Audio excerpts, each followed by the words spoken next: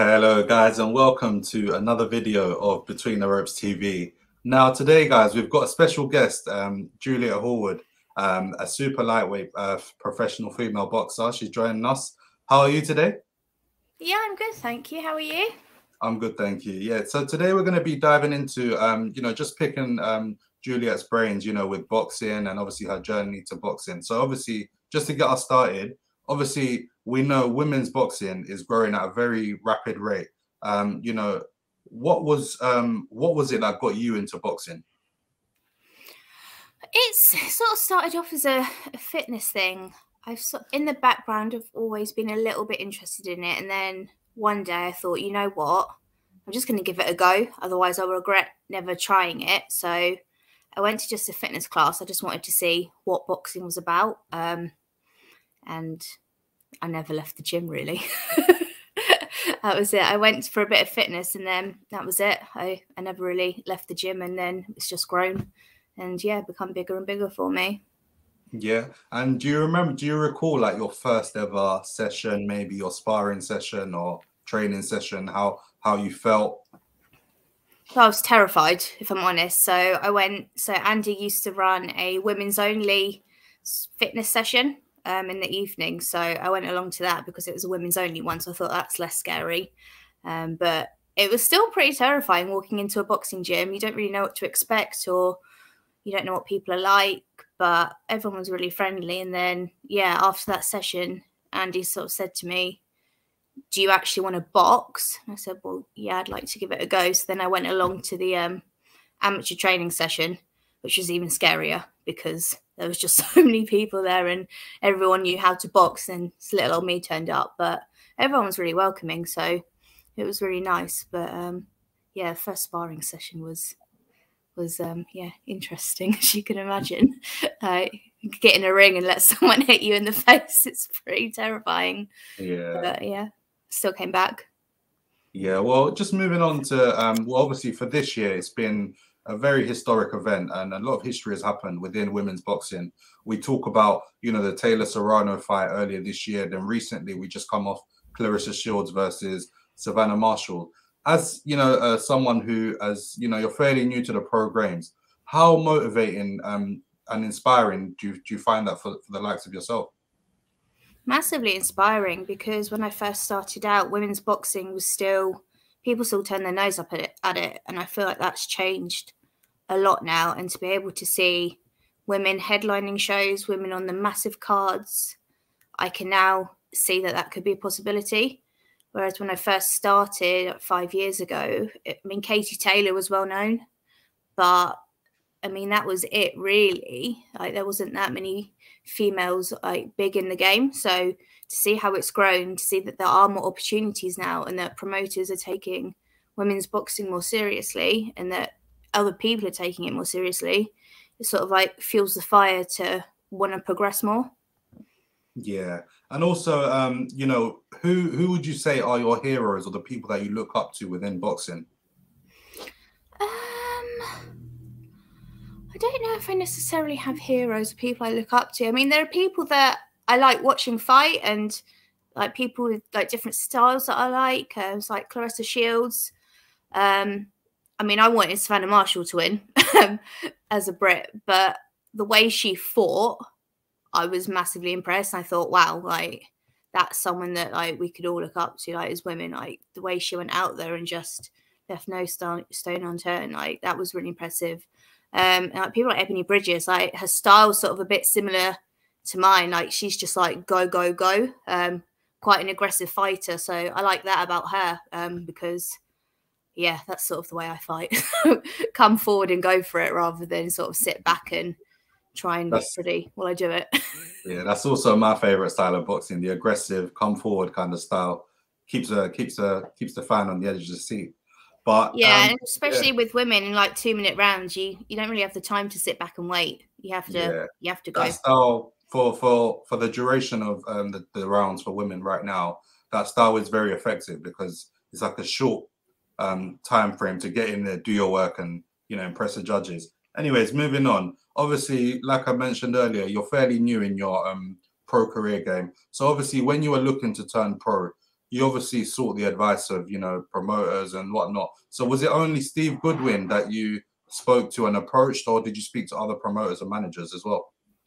It was only Steve, really. So a few of the guys in the gym had turned over with Steve, and my coach knows Steve quite well. So I never really considered anyone else. I know that he sort of supported women's boxing for starters, and I just like the way he works. Like, it's not necessarily like a big money making business for him. Like, he wants to help people who are starting out, like, progress their career.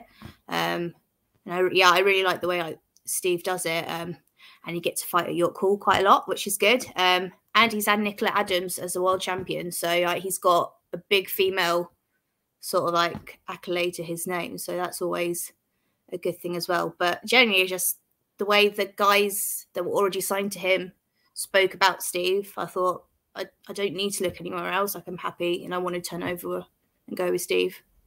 Yeah. Well, just to alluding back to the point that you made about York Hall there, you turned pro, I think you had your professional debut November last year, 2021, and you made your debut at York Hall. How did it feel to make your, you know, your professional debut at such an iconic event? Because York Hall holds a lot of history within British boxing. It was sort of a surreal moment. So when I first got there, obviously, like, the hall was empty, and on my own, I just walked out from backstage, walked out to like see the ring, and I actually got like really emotional and started crying just because I was like, wow, I've made it, and I'm fighting at York Hall, and it's somewhere where a lot of boxers dream of boxing, and I get to make my debut here. And it's not really something that I necessarily thought would happen. So it was quite an emotional moment. Yeah, because it's such a historic venue. It was quite surreal, really. It sort of didn't really sink in that I fought at York Hall. Yeah. Well, obviously you fought and you won, and obviously you had your second pro fight in March this year, and you also got the win there. And obviously, in that period between then and now, you've obviously had some frustrating times with injuries. Could you talk to us a little bit about the injuries and the difficulties that you may have faced with that? Yeah, so I not long started camp for my third fight, which was meant to be in June. I went to the gym one day. Literally, I walked up the stairs and my knee just sort of gave way, and I thought, "Ooh, that doesn't feel right," and sort of thought I'd walk it off. But it turns out, so I've had MRIs and seen like a few consultants. My kneecap in my left knee has moved. So that's kind of obviously squashing things in my knee and doing things that it shouldn't do, and it's causing me a lot of pain. So I've not been able to do any boxing training since April, May time. So nothing boxing based, because I can't stand my boxing stance without a lot of pain in my knee, which is pretty frustrating. I've tried to stay in the gym, so I've just been doing a lot of upper body weights. So I'm going to be absolutely stacked by the time I get back in the ring. Yeah, you want to see some knockouts then when you're back in the ring. Yeah. Yeah, I've been trying to like use the time I'm out effectively, so like build some upper body strength, build my core. I've been helping out, like coaching the kids at the gym, but it's really hard to watch the boys progressing, and then I sort of feel like I'm getting left behind a bit, and then like going to watch them fight at York Hall, I'm like, oh, this is a bittersweet moment for me, because obviously I'm happy that they're doing well, and Jamie got a Southern area belt, so I'm really happy for them, but I'm like, oh, I wish that was me. It's a struggle. Every day is a struggle. I go down the gym, watch them sparring, and weirdly miss getting punched in the face. So hopefully early next year I'll be able to start training again, but there's just no knowing, really. Yeah, well, obviously we know, obviously I can only imagine how frustrating it may be, because that's your job, right? You're a professional boxer. To not be able to train to the full capacity that you're able to train at, it must be very frustrating, and mentally maybe some days you may be up and down, but nonetheless we obviously wish you the best with your recovery, and we hope to see you back strong next year. Obviously you just mentioned there that you're looking forward to being back in the ring next year. So what would you say your plans for your career and your development over the next, let's say, 12 to 18 months would be? Yeah, so 12 to 18 months, assuming I'm back in the ring early next year, I'd like to get another 4 fights in if I can get like back in the gym early next year. And then maybe towards the back end of that year, in the next 12 to 18 months, fight for a Southern Area belt would be nice. Women can move a bit faster in terms of getting belts and stuff. I'm not going to jump through too quickly because I'm still pretty new to the game in general. I didn't really have many amateur fights, so I've got a lot of learning to do, but I do want to progress. Like, I'm in it for the long run, and I do want to see like where my career goes. I do want to get a Southern Area belt and then English, and work my way up through all the belts and see where I can go. But 12 to 18 months, assuming my knee's fixed, yeah, Southern Area belt like on the cards, hopefully.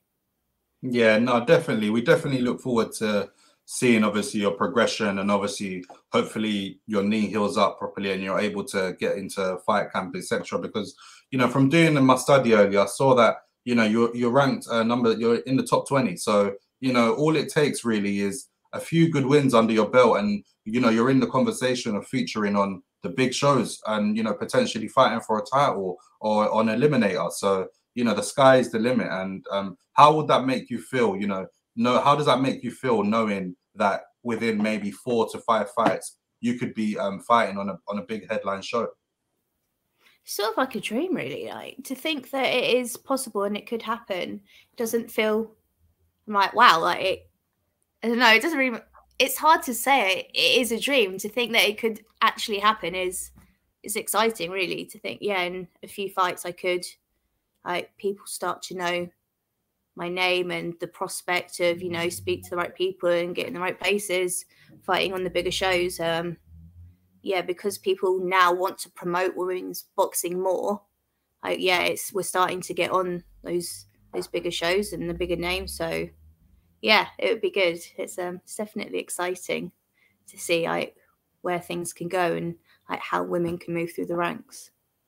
No, well, thank you for joining us today, Juliette. Obviously, we wish you the best with your recovery, and we hope to see you back next year featuring in some bouts, and, you know, hopefully we see you challenge for a title some point soon. Yeah, thank you for having me on. Really appreciate it. No worries. Thank you very much, guys. Check out Juliette Horwood's career. She's an unbeaten prospect, 2-0 right now. She's aiming to feature back in a fight some point early next year. And stay tuned for the next one.